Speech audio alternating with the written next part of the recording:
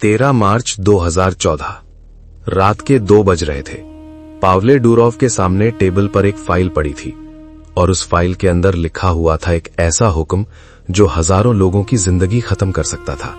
उसे कहा गया था, प्रोटेस्ट करने वालों का डेटा दे दो, नाम, नंबर, मैसेजेस, सब कुछ। और वो जानता था अगर उसने ये डेटा दे दिया तो वो लोग कभी वापस नहीं आएंगे। लेकिन उसने जो किया, उसने तारीख बदल दी। मोबाइल उठाता है, एक पोस्ट लिखता है और पूरी दुनिया के सामने एक्सपोज कर देता है। यह है गवर्नमेंट की डिमांड। 60 सेकंड, सिर्फ 60 सेकंड के अंदर 2 लाख शेयर्स। और फिर कुछ ऐसा होता है जो उसने सोचा भी नहीं था। नीचे सड़क पर ब्लैक कार्स रुकती हैं विदाउट नंबर प्लेट्स। लोग उतरते हैं और सीधा उसकी बिल्डिंग की तरफ बढ़ते हैं। गेम स्टार्ट हो चुकी थी। बेहतर होगा हेडफोन पहन लें और महसूस करें आज की सच्ची मगर दिल दहला देने वाली दास्तान।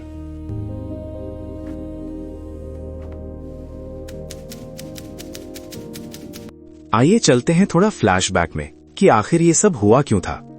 2006, एक छोटा सा हॉस्टल रूम, ठंडी रात और एक लड़का, नाम पावेल डूरोव। उस वक्त दुनिया में फेसबुक तेजी से ग्रो कर रहा था, लेकिन रशिया में ऐसा कोई सोशल प्लेटफॉर्म नहीं था और उसने डिसाइड किया, यहां मैं जीतूंगा। सुबह 4:47 उसकी वेबसाइट लाइव होती है। वीके, पहला यूजर वो खुद, दूसरा उसका भाई। कुछ महीनों में हजारों यूजर्स, फिर लाखों, फिर करोड़, और वीके बन जाता है रशिया का सबसे बड़ा सोशल नेटवर्क। लेकिन यहां एक ट्विस्ट है। उस वक्त उसे बिल्कुल आइडिया नहीं था कि ये वेबसाइट एक दिन उसकी सबसे बड़ी प्रॉब्लम बन जाएगी। लेकिन जितनी तेजी से वो ऊपर जा रहा था, उतनी ही तेजी से किसी और की नजर उस पर पड़ रही थी।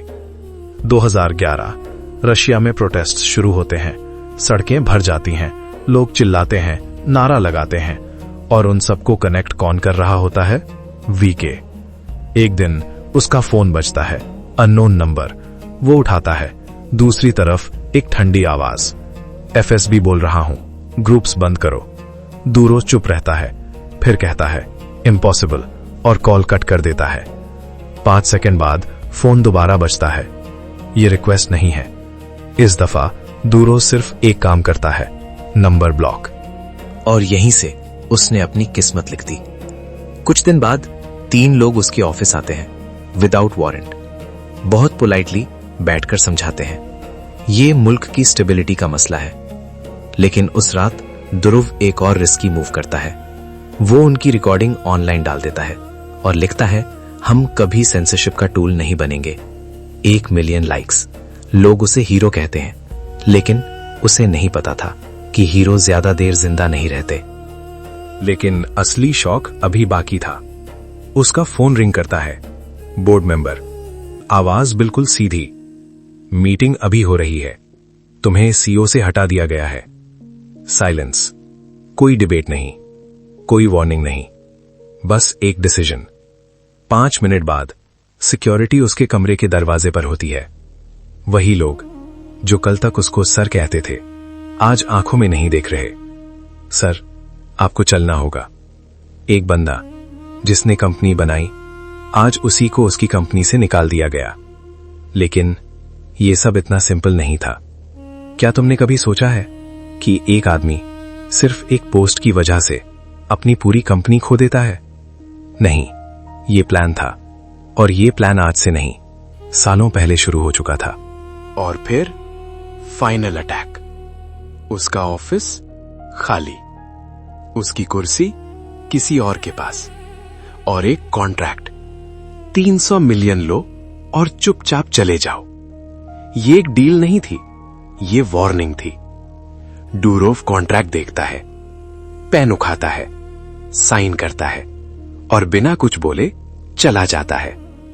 लेकिन यहां सब लोग गलती करते हैं। वो समझते हैं वो हार गया, लेकिन असल में वो निकल गया था एक प्लान के साथ। उसकी कोर टीम पहले ही रिजाइन कर चुकी थी। उनके लैपटॉप्स ऑलरेडी कंट्री से बाहर थे और एक नई चीज रेडी थी, टेलीग्राम। एक खाली घर, 12 लोग और एक व्हाइट बोर्ड। जिस पर सिर्फ एक लाइन लिखी थी, नेवर ट्रस्ट गवर्नमेंट्स। यहां से जो स्टार्ट होता है वो सिर्फ एक ऐप नहीं, एक वॉर है। Messages encrypt, servers different countries, no office, no control point. Governments try करती हैं ब्लॉक करने की। रशिया 15 मिलियन आईपीज ब्लॉक करता है। रिजल्ट, अपना ही internet crash, banks down, Google down. लेकिन टेलीग्राम परफेक्ट चल रहा होता है। यह सिस्टम उनके कंट्रोल के बाहर जा चुका था। फिर 2024 फ्रांस। डूरोव सोचता है मैं सेफ हूं। प्लेन लैंड करता है, डोर खुलता है और जैसे ही वो नीचे उतरता है 6 ऑफिसर्स उसे घेर लेते हैं। You are under arrest. कोई एक्सप्लेनेशन नहीं, कोई वार्निंग नहीं, सिर्फ हैंडकफ्स। 96 घंटे इंटेरोगेशन। एक ही सवाल, बैकडोर दो, और हर दफा एक ही जवाब, प्राइवेसी एब्सोल्यूट है। और फिर एक अनएक्सपेक्टेड ट्विस्ट, रशिया जो उसका एनिमी था उसकी रिलीज डिमांड करता है। इंटरनेट उसके साइट पर आ जाता है और टेलीग्राम और ज्यादा ग्रो करता है। आज 1 बिलियन लोग इस ऐप को यूज करते हैं और हर गवर्नमेंट अब भी इसे रोक नहीं पाई। लेकिन सबसे बड़ा सवाल यह है, क्या एक बंदा सच में दुनिया की हर गवर्नमेंट से जीत सकता है, या फिर ये गेम अभी खत्म नहीं हुआ? क्योंकि जो लोग सिस्टम को चैलेंज करते हैं उन्हें कभी अकेला नहीं छोड़ा जाता।